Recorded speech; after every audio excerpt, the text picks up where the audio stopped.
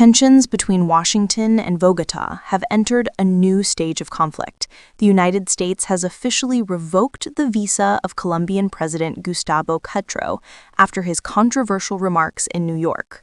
The decision came after Petro participated in a protest during the United Nations General Assembly, where he urged American soldiers to defy orders from President Donald Trump.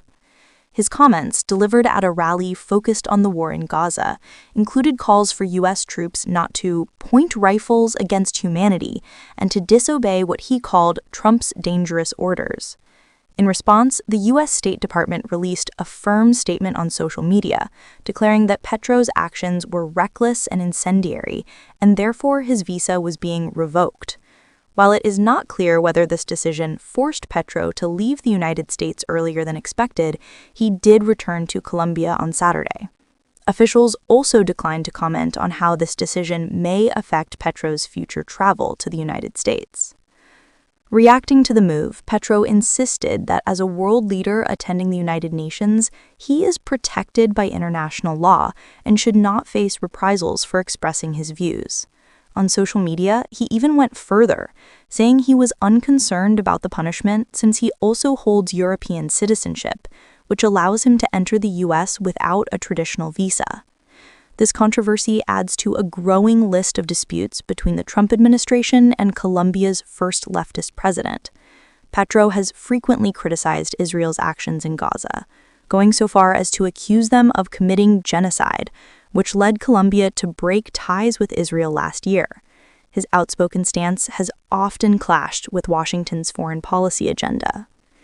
Despite Colombia being a key ally in the fight against drug trafficking, relations have been under strain.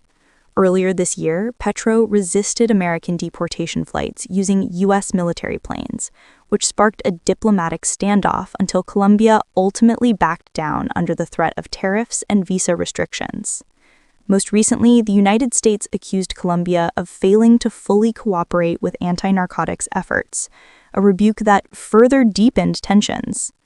Petro, who once belonged to a rebel group before entering politics, has made clear that he believes his country has paid a heavy price in blood trying to curb drug trafficking for U.S. interests. He pointed out the countless lives lost, soldiers, police, and civilians, in Colombia's long struggle against cocaine exports. The unfolding situation raises serious questions about the future of US-Colombia relations. With Washington sending sharp signals of disapproval and Petro showing little sign of softening his rhetoric, the alliance between these two nations faces an uncertain and turbulent path ahead. If you found this update insightful, don't forget to support our work.